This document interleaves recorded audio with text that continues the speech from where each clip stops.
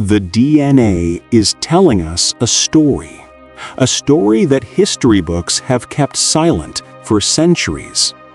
It begins with a king, vilified as a monster, whose body vanished for 500 years, and it ends with a shocking family secret hidden deep within the royal bloodline. We're not just talking about the famous mystery of the princes in the tower. The genetic analysis of King Richard III revealed something far more fundamental, a discovery that suggests a massive deception at the heart of the English monarchy. The thing nobody tells you is that the right to rule was based on blood, and Richard's blood tells a very different and much darker story. August 22nd, 1485, Bosworth Field. This is the bloody climax of the Wars of the Roses. King Richard III of the House of York leads a desperate charge against the forces of Henry Tudor. Richard is a warrior king, fighting on the front lines. But loyalty is a fragile thing. As the battle turns, his key allies abandon him. Surrounded but defiant, Richard is cut down. He becomes the last English king to die in battle. His crown is plucked from a hawthorn bush and placed on Henry Tudor's head. A new dynasty begins. And to secure his throne, the victor must destroy the reputation of the vanquished. Henry Tudor, now King Henry VII, begins a ruthless campaign of propaganda. Richard III isn't just portrayed as a defeated king. He is painted as a monster, a usurper, a tyrant who murdered his own nephews, the princes in the Tower, to seize the throne. And the court poet of the new dynasty, William Shakespeare, would seal this image in history. He gives us the poisonous hunchback, the bottled spider, a creature physically deformed and morally corrupt. The propaganda was so effective, it erased the man and replaced him with a caricature. But what of the man himself? What happened to his body? History tells us his naked, broken corpse was slung over a horse, paraded through the streets of Leicester, and buried in a simple grave, without ceremony, at the Grey Friars Church. And then history moved on. Henry VIII, Henry Tudor's son, dissolved the monasteries. The Grey Friars Church was torn down, its stones sold off. The ground was built over, again and again. Within a few generations, the exact location faded from memory into pure legend. Some rumors even claimed his bones were dug up by a mob and contemptuously tossed into the River Soar. For 500 years, King Richard III was, in every sense, lost. His reputation was a myth. His grave was a mystery. It would take an army to find him, right? A massive state-funded project? No, it would take one woman with a self-described funny feeling. History is full of professionals, academics, and experts. This story doesn't start with them. It starts with Philippa Langley. Langley was a screenwriter, a member of the Richard III Society, a group of amateur historians who believed the king was a victim of Tudor propaganda. She wasn't just interested in where he was, she was obsessed with who he was. I'd read a biography, and the man I was reading about, he just wasn't the man Shakespeare gave us. He was a loyal brother, a skilled commander, a man of law. The caricature just didn't fit the facts. For years, Langley researched. She was convinced the river story was just another Tudor fabrication. The records, she believed, pointed to the church. His body had been buried, and it was likely still there. But where? The Grey Friars Church was now hidden beneath a parking lot, a sprawling paved-over piece of land used by the Leicester City Council. In 2004, Langley came to Leicester. She was looking for a place to start a hypothetical search. She walked across the tarmac of the social services car park, and suddenly she felt something. I'm walking, and I got this feeling. It's goosebumps, my heart's thumping, and I'm in this car park, and I just knew I was walking on his grave. I know it sounds mad, but I just knew. She looked down.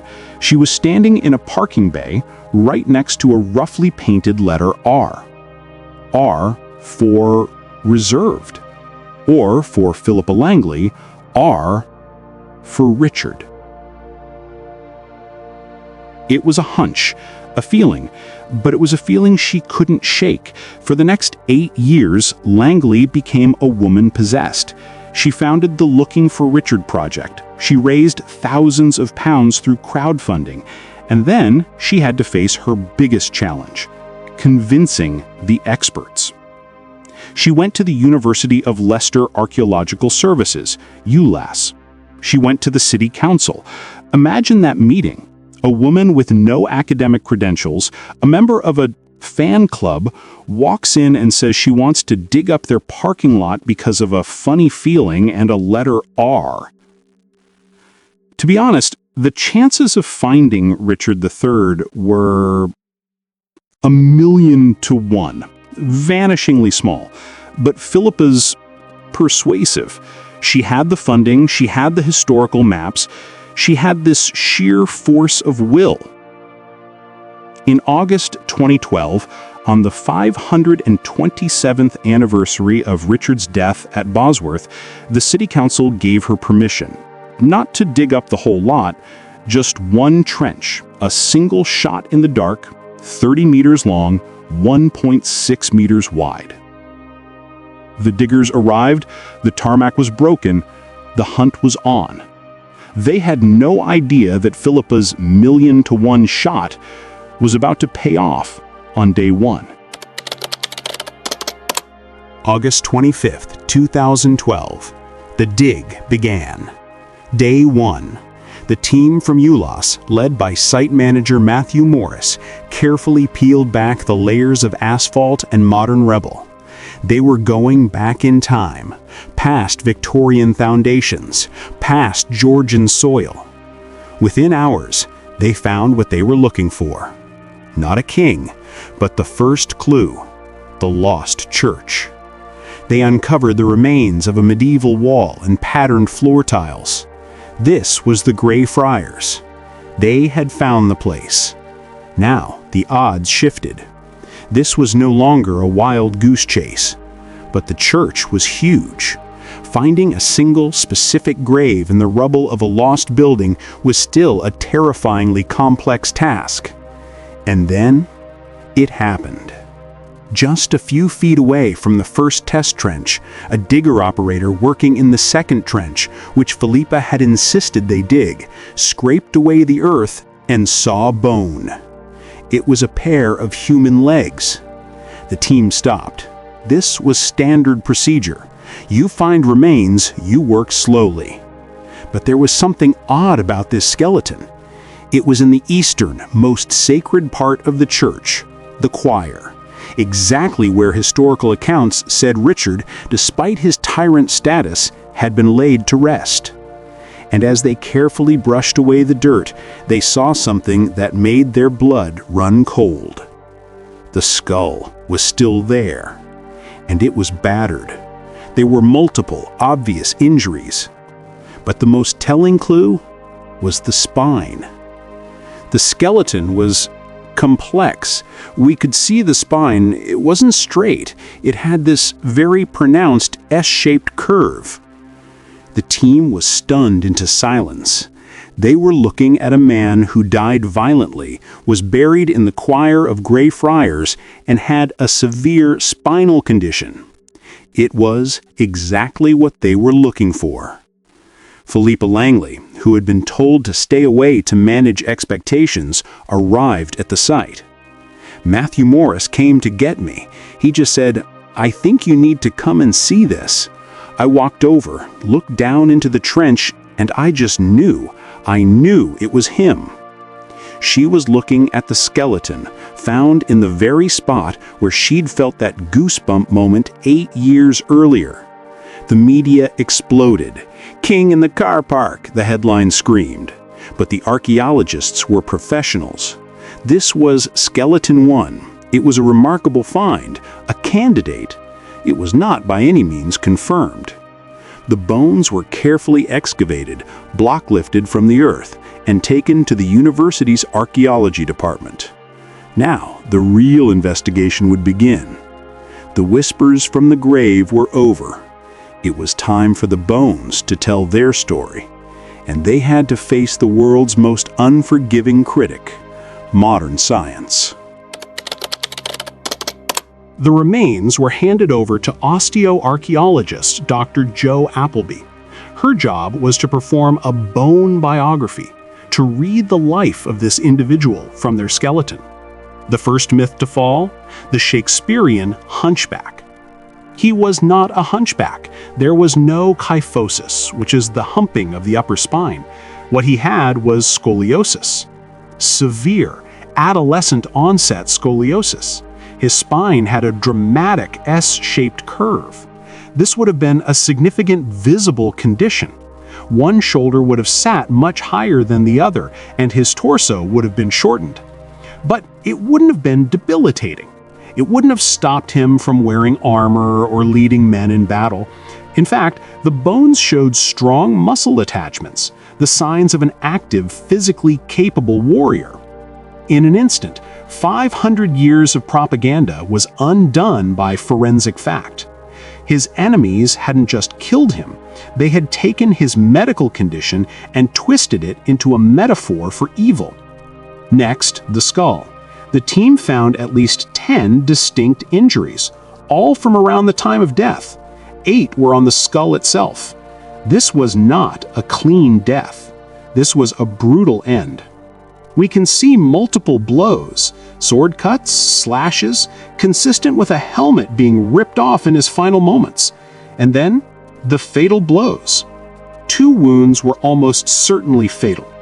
A large, sharp force trauma from a sword or halberd had sliced off a piece of the back of his skull. Another, smaller, deeper wound from a bladed weapon had pierced through the base of the skull, driving 3 inches, 10 centimeters, into the brain.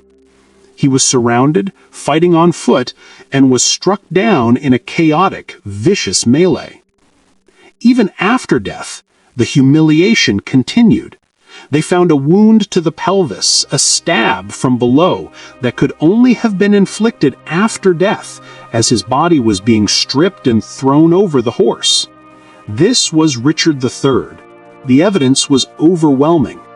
And then, the final, amazing clues. Radiocarbon dating placed the remains between 1455 and 1540. Richard died in 1485, a perfect fit. Isotopic analysis of his teeth and bones revealed his life story.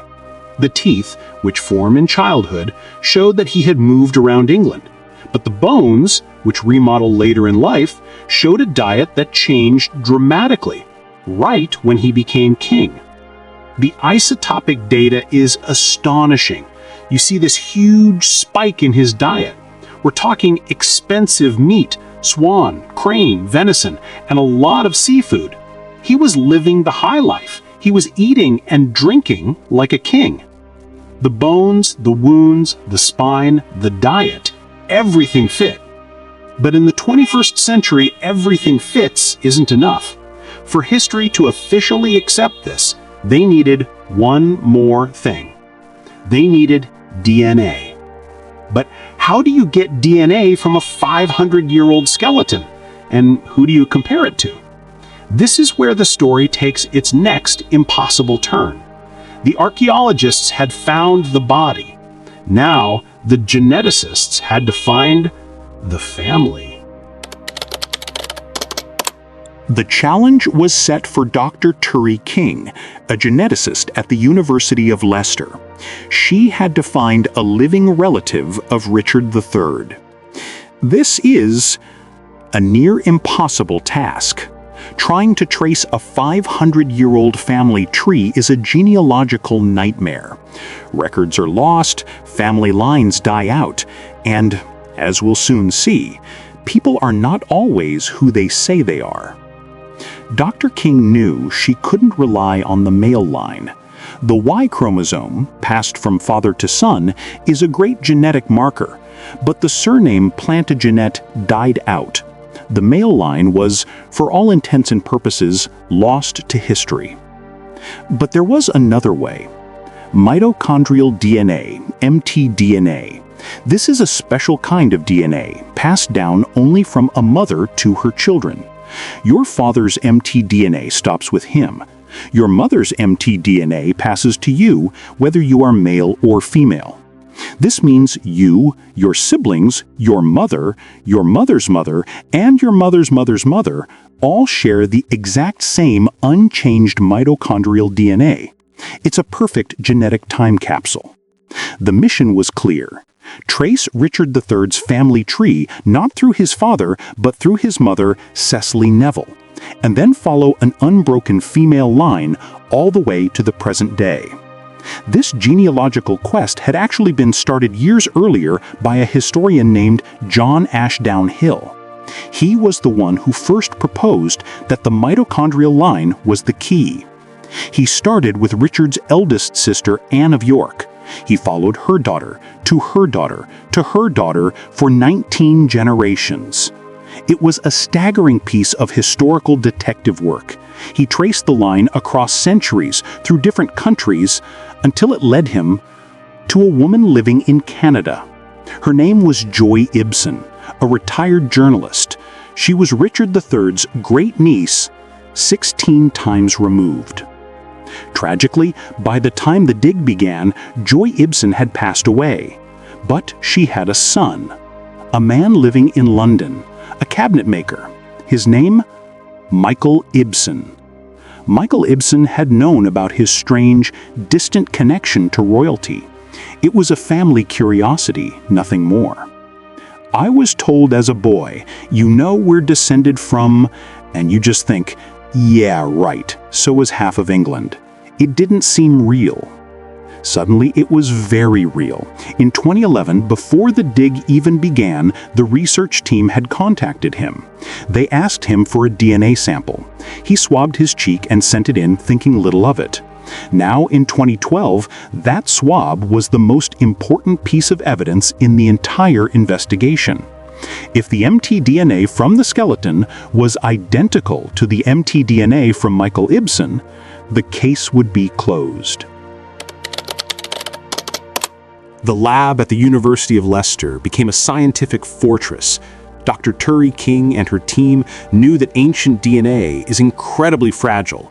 It's easily contaminated by modern DNA. A single cough, a skin cell, could ruin the entire experiment. The lab was scrubbed. The team wore full-body clean suits. They took a tooth from the skeleton, a dense, protected source of DNA. They drilled into it, extracted the precious genetic dust, and began the slow, painstaking process of amplification and sequencing. Meanwhile, they sequenced the sample from Michael Ibsen. The two genetic codes were on a screen, one from a 21st century cabinet maker, the other from a 15th century king. Dr. King made the comparison. It was a perfect match. It was a perfect match. The mitochondrial DNA from skeleton 1 was identical to that of Michael Ibsen. The odds of this being a coincidence were astronomical. This was the moment the world had been waiting for. On February 4th, 2013, the University of Leicester held a press conference. The announcement was simple, and it electrified the world. Beyond any reasonable doubt, the remains found in the Leicester car park are those of King Richard III. Case closed, right? Not even close. You see, the mtDNA was just one half of the story. It confirmed the identity, but the scientists, being scientists, were thorough. They wanted to complete the puzzle. They decided to also test the other genetic line, the Y chromosome. the one passed from father to son. They knew Richard's own male line was gone, but Richard was a Plantagenet. He was descended from a long line of kings. His great-great-grandfather was King Edward III. That family did have living male line descendants, primarily from the Somerset family. The researchers traced this line, found living male relatives, and took their DNA samples. They ran the tests, ready to add the final piece of confirmation. The Y chromosome from King Richard III's skeleton should match the Y chromosome of his supposed living male relatives. And the results came back. Dr. Turi King looked at the screen, and this time, she felt a jolt of pure shock. There was no match. The Y chromosome was completely different. This wasn't a small anomaly. This was a genetic bombshell. The identity of the king was confirmed, but in the process, the lab had just exposed a massive secret hidden in the royal family tree. This is the part of the story that got lost in the headlines. The Y chromosome test exposed what scientists politely call a false paternity event. In plain English, somewhere in the 19 generations separating Richard III from his living relatives, someone's official father was not their biological father. A royal affair, a secret child, a broken bloodline. The implications were and are explosive. This means there is a break in the genealogical chain. The question is where? And that is the billion-dollar question. The Y chromosome test involved descendants of Edward III, a king who ruled over a century before Richard. This meant the break in the genetic chain could have happened at any point in the generations between them. There were so many possibilities, and each one carried dramatically different consequences for history. What if the break happened late in the family line of the living relatives who were tested? In that case, Richard's lineage might be perfectly legitimate, but theirs would be in question. But what if the break happened early? What if it happened with one of Edward III's own sons? Historians began poring over old records, forgotten rumors. Suspicions fell on key figures like John of Gaunt, a powerful son of Edward III, whose descendants formed the House of Lancaster, the rivals to Richard's family. Could the break have happened with him? Or, perhaps, the most shocking possibility of all. What if the break happened with Richard's own father, Richard, Duke of York? Rumors had swirled even back in the 15th century that Richard's mother, Cecily Neville, had an affair while her husband was away at war. If Richard's father wasn't who he thought he was, then Richard III never had a true claim to the throne in the first place. The thing nobody tells you is how critical this was. Their entire right to rule, their divine authority, was based on an unbroken chain of succession from father to son. This discovery adds a thick, dark layer of irony to the Wars of the Roses. That entire 30-year conflict, which tore England apart and saw thousands of lives lost, was fought over who had the more legitimate claim to the throne. The House of York, Richard's family, and the House of Lancaster both traced their ancestry back to Edward III. They spilled rivers of blood arguing over who was the rightful heir. And now, 5 centuries later, modern science suggests that the very idea of a pure, unbroken Plantagenet bloodline might have been a complete fantasy all along. They may have been fighting over a crown that, genetically speaking, neither of them had a perfect claim to. The DNA had exposed a ghost, a scandal that could undermine the legitimacy of the entire royal line.